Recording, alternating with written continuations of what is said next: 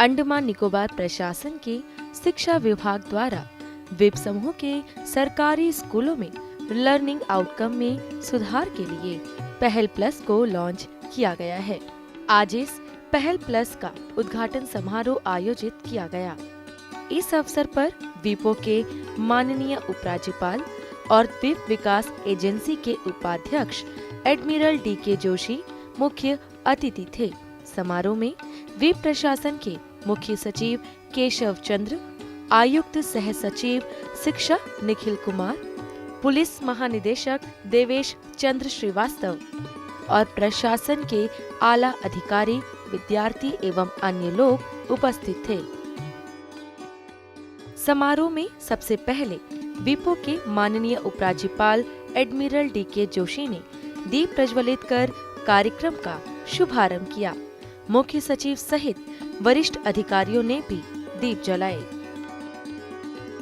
समारोह में आयुक्त सह सचिव शिक्षा निखिल कुमार ने अपने स्वागत संबोधन में माननीय उपराज्यपाल, मुख्य सचिव और उपस्थित लोगों का स्वागत करते हुए अपने विचार प्रस्तुत किए।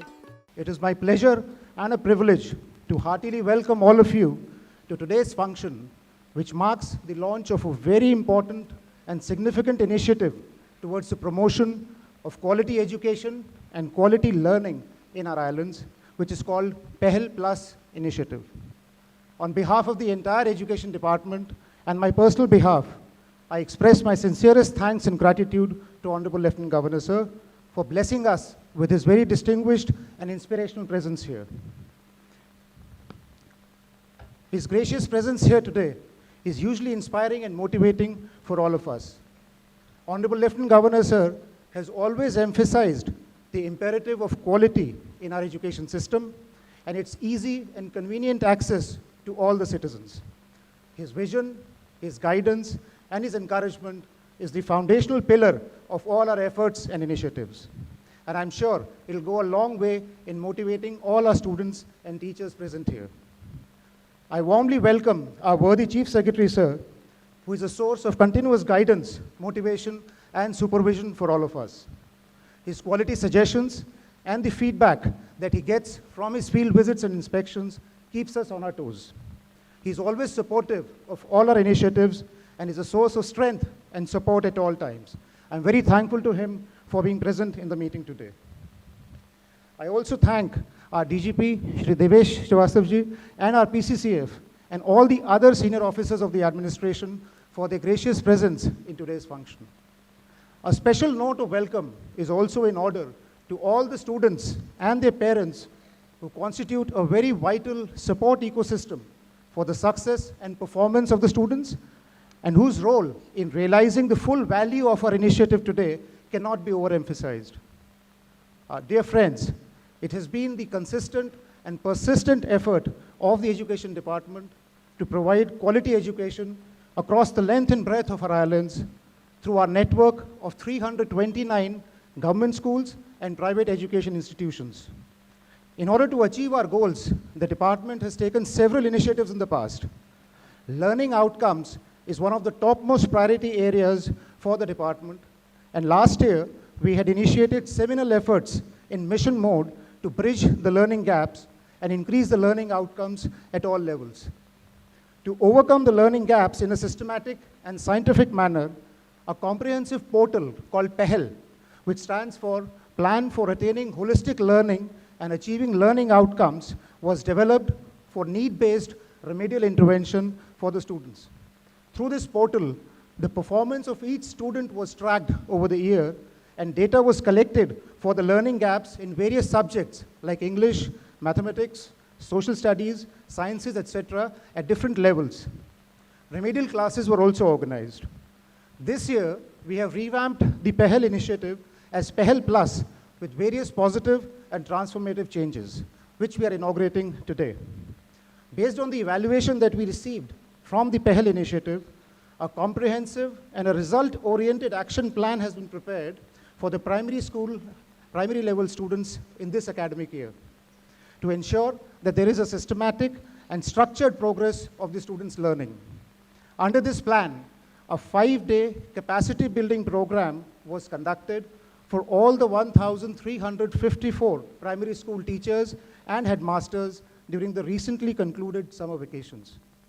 After the reopening of the schools, the progress of learning outcomes of all the children is being assessed by a team of teachers in each cluster from the 25th to the 28th of every month.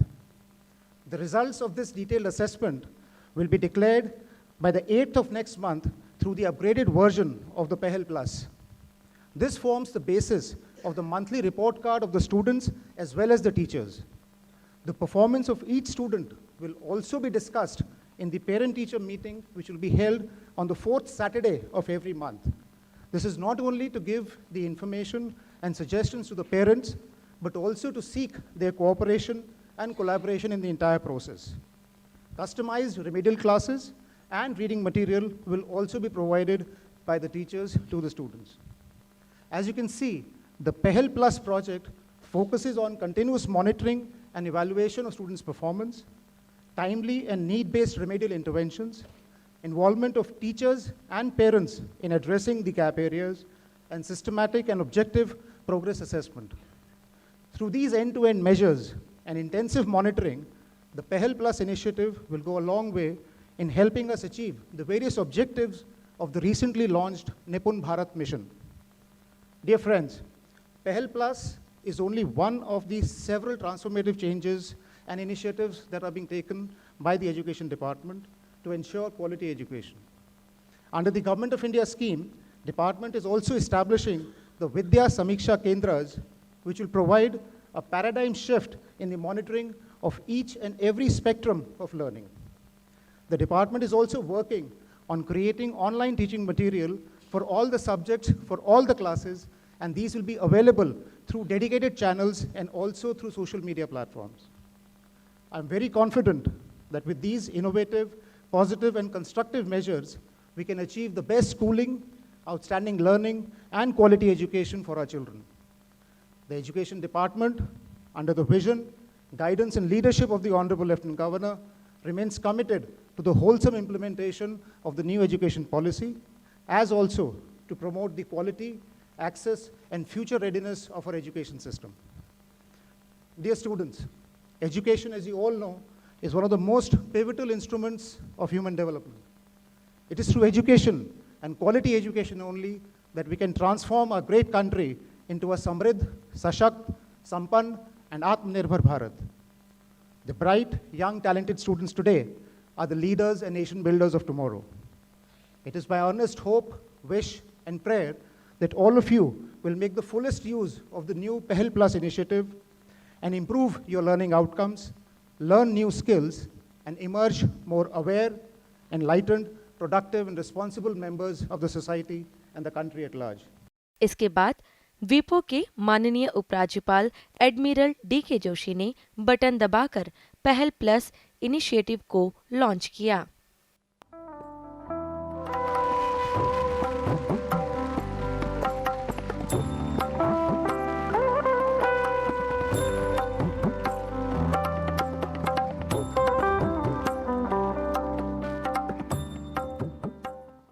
Bengal की खाड़ी में स्थित अंडमान और निकोबार द्वीप समूह में कुल 414 विद्यालय हैं, जो कि स्थानीय आबादी की सभी शैक्षणिक आवश्यकताओं को पूरा करते हैं, जिनमें से 329 सरकारी विद्यालय हैं। ये विद्यालय द्वीपों के शैक्षिक परिदृश्य में महत्वपूर्ण योगदान देते हैं एवं सुनिश्चित हिंदी, बंगाली, तमिल, तेलुगु और अंग्रेजी में शिक्षा प्रदान की जाती है।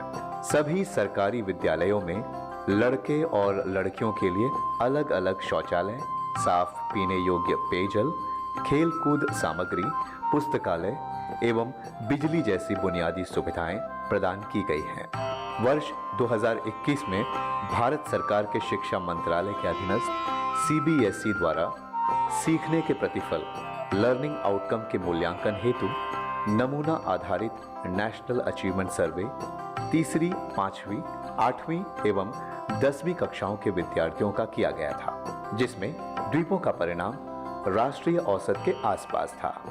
इसके बाद शिक्षा विभाग ने कक्षा 1 से 10वीं तक के सभी विद्यार्थियों के सीखने के स्तर को निर्धारित प्रशासन के मुख्य सचिव केशव चंद्र ने अपने सारगर्भित संबोधन में कहा कि शिक्षा विभाग शुरू से ही बच्चों के लगातार विकास के लिए प्रयास करता आ रहा है।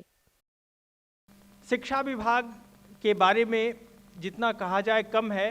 यह विभाग शुरू से ही निरंतर प्रयत्नशील रहा है कि बच्चों में लगातार विकास होता रहे, हम नए मानदंड को छूते रहें और निरंतर ऊंचाइयों पे बढ़ते रहें।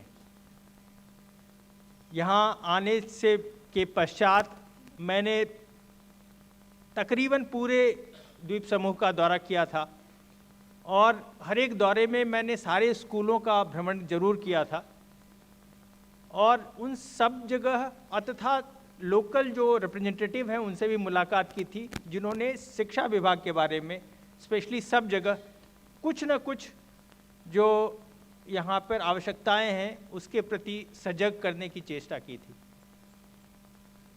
और सब जगह ये देखा गया, मैंने पाया कि शिक्षा विभाग में कहीं भी एक भी जगह कोई भी जनप्रतिनिधि ने मुझे ये नहीं कहा कि इस स्कूल में पढ़ाई का स्तर उतना अच्छा नहीं है या इस कक्षा में छात्र अच्छा नहीं कर रहे हैं।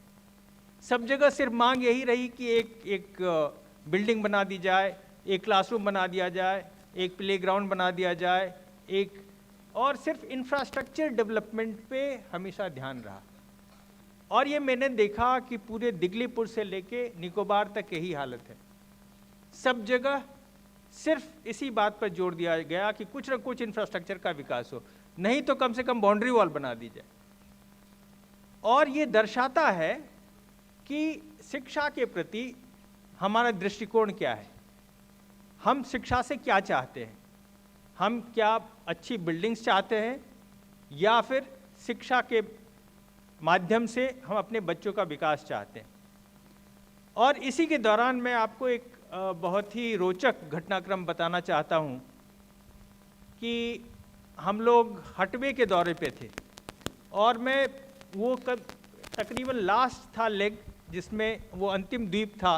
उसके बाद मेरी पूरी यात्रा पूरे अंडमान निकोबार की पूरी होने वाली थी और हम लोग एक स्कूल के दौरे पे थे। मेरे साथ पूर्व शिक्षा सचिव भी थी जो कि डिप्टी कमिश्नर बन गई हैं और हम लोग सब दौरा कर रहे थे और मैं सारे अभिभावकों को और सबों को यही कह रहा था कि शिक्षा विभाग में विकास का मतलब यह है कि हमारे बच्चे पढ़ें, सीखें और उनका लर्निंग आउटकम सामने आए।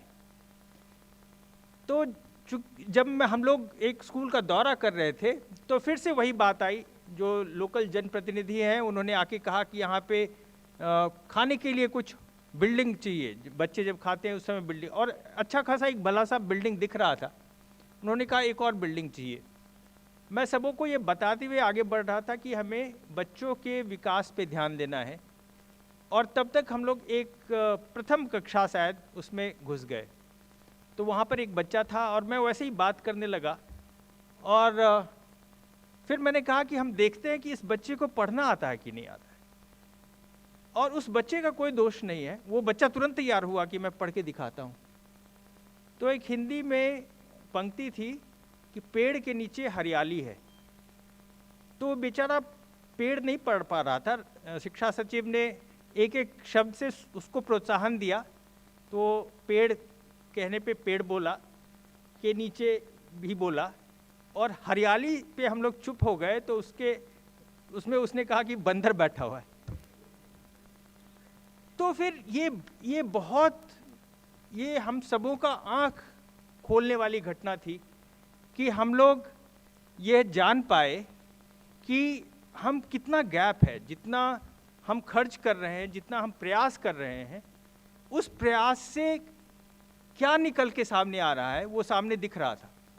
उस बच्चे का कोई दोष नहीं है, दोष सिर्फ शिक्षकों का है जो कि हर एक बच्चे पे ध्यान देना कितना जरूरी है इस बात को समझें।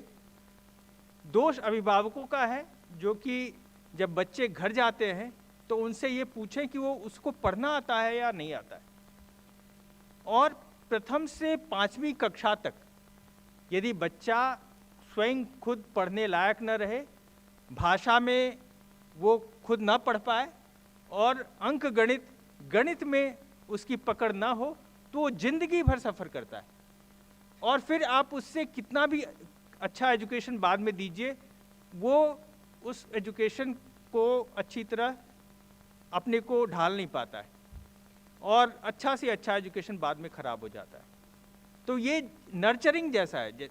भारत सरकार ने जो पोषण की शुरुआत की थी वो इसी को ध्यान में रख के की थी कि यदि बच्चों का शारीरिक विकास शुरू में हो जाए तो फिर उनका ग्रोथ अच्छा होता है। इसी तरह शिक्षा में भी यही है कि शुरुआत अच्छी हो तो फिर उसका ग्रोथ बहुत अच्छा होता है। तकरीबन 2000-2001 के करीब, उस समय मैं डिप्टी कमिश्नर था और उस समय भारत सरकार ने सर्व शिक्षा अभियान शुरू किया था। सर्व शिक्षा अभियान पूरे विश्व का सबसे बड़ा अभियान था जो शिक्षा में अभूतपूर्व परिवर्तन का उद्देश्य रखता था।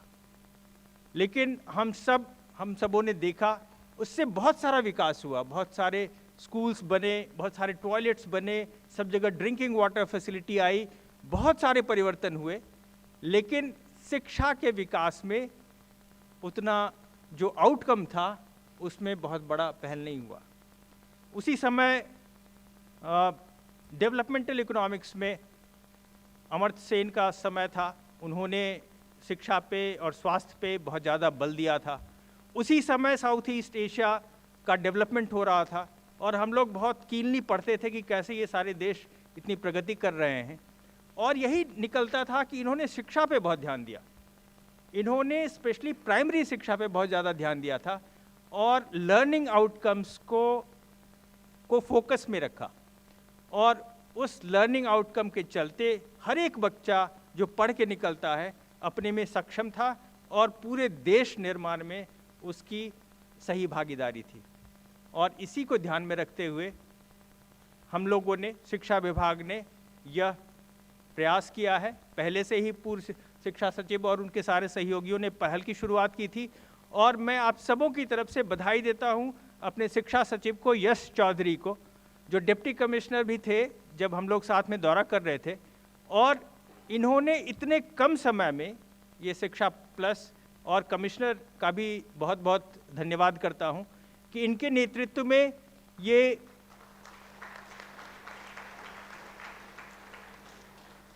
पहल प्लस इतने कम समय में जब हम लोगों ने विचार किया माननीय उपराज्यपाल महोदय के नेतृत्व में कि ऐसा कुछ बनाया जाए, ऐसा कुछ प्रोग्राम हो, ऐसा ढांचा तैयार किया जाए जिसके थ्रू हम सारे बच्चों का प्रोग्रेस जो है वो नाप सके और ये देखें कि लर्निंग आउटकम सही हो रहा है या नहीं हो रहा है। तो इसमें पूरा शिक्षा विभाग, स्पेशली 2-3 ऑफिसर ने अथक परिश्रम किया है। इसके साथ साथ सारे टीचर्स ने, जिन्होंने दीक्षा पे पूरी ट्रेनिंग ली और 5 दिनों का उनकी इंटेंसिव ट्रेनिंग हुई है इस पे, उन सबों को मैं बहुत बहुत बधाई देता हूं और फिर आगाह करता हूं कि हमारा ध्येय, शिक्षा विभाग में हमारा ध्येय, एकमात्र ध्येय होना चाहिए कि हर एक बच्चा अपने में अद्भुत निकले और ऐसा निकले कि उसका सामर्थ्य पूरे देश के निर्माण में अप्रतिम हो। समारोह को संबोधित करते हुए माननीय उपराज्यपाल ने कहा कि यह पहल वीपो के सरकारी स्कूलों में पढ़ रहे बच्चों के सीखने की पद्धति में सुधार होने के साथ सोसाइटी ट्रांसफॉर्मेशन की ओर एक महत्वपूर्ण कदम है। स्वतंत्रता के अमृत काल में माननीय प्रधानमंत्री जी के विकसित भारत लक्ष्य को साकार करने की दिशा में शिक्षा विभाग द्वारा पहल प्लस इनिशिएटिव के इस उद्घाटन पर मैं आप सभी को बहुत बधाई देता हूं। स्मार्ट डिजिटल टेक्नोलॉजी और स्टूडेंट सेंट्रिक प्रोग्राम पर आधारित यह पहल द्वीपों के लगभग 330 सरकारी स्कूलों में पढ़ रहे लगभग 18,000 प्राइमरी कक्षा के बच्चों के लर्निंग आउटकम को इम्प्रूव करने के साथ साथ भारत के एक नॉलेज बेस्ड सोसाइटी में ट्रांसफॉर्मेशन की ओर एक महत्वपूर्ण कदम है। प्रशासन द्वारा इन द्वीप समूह में नेशनल एजुकेशन पॉलिसी का इम्प्लीमेंटेशन भी चल रहा है। यह इनिशिएटिव इस पॉलिसी के तहत राइट टू एजुकेशन से आगे बढ़कर राइट टू लर्निंग की ओर ले जाता है। हमारे लिए यह भी गर्व का विषय है कि इन द्वीपों के 10 स्कूलों को भारत सरकार के शिक्षा मंत्रालय द्वारा PMSRI स्कूल्स यानी PM school for rising India के रूप में चुना गया है। ये स्कूल राष्ट्रीय शिक्षा नीति 2020 के सभी पैरामीटर्स को पूरा करेंगे और एग्जेम्पलरी स्कूल के रूप में अपने आसपास के अन्य स्कूलों के लिए भी रोल मॉडल सिद्ध होंगे। मेरा पूरा विश्वास है कि इन प्रोग्रेसिव इनिशिएटिव्स के माध्यम से हम यूनाइटेड नेशंस के चौथे सस्टेनेबल डेवलपमेंट गोल यानी क्वालिटी एजुकेशन के माध्यम से भारत को एक विकसित देश के रूप में प्रतिष्ठापित करने में सफल रहेंगे। अंत में मैं सभी छात्रों, शिक्षकों और अभिभावकों को नैतिक मूल्यों के साथ गुणवत्तापूर्ण शिक्षा के लक्ष्य से जुड़ने का आह्वान करता हूं, जो हमारे समाज और देश की उसको समृद्धि और प्रगति की ओर ले जा सकें। अंत में शिक्षा सचिव यश चौधरी ने धन्यवाद ज्ञापन प्रस्तुत किया। Respected Honorable LG Sir, respected Chief Secretary Sir, DGP Sir, PCCF Sir, Commissioner Sir, all the senior officers present here, the teachers and my staff, the students. Sir, first of all, on behalf of Education Department, I extend my deepest gratitude to you, sir, for taking out some time for this initiative and to be with us for this August launch, sir. Sir, your words of wisdom will help us and will make us more motivated in coming days to achieve the desired success for this event, sir. On this occasion, sir, I would also extend my gratitude to respected Chief Secretary, sir, whose words of wisdom has led us to here. I still remember when I joined here, the first task given to me from sir was to have a plan to improve the learning outcomes, sir. And this step is the first one in doing that, sir. I would also extend my gratitude to Commissioner Sir, whose constant guidance and motivation has made us reach this far, sir. And we would really hope, sir, your guidance is there with us in upcoming days as well to achieve the desired success. Lastly, sir, through here, I would also extend my gratitude to all the students and my staff who are present here on this moment and contributed to this launch of the event, sir. Lastly, sir, once again, I would extend my gratitude to you, sir, and to all the senior officers for this, for attending this program, sir, and making this event launch,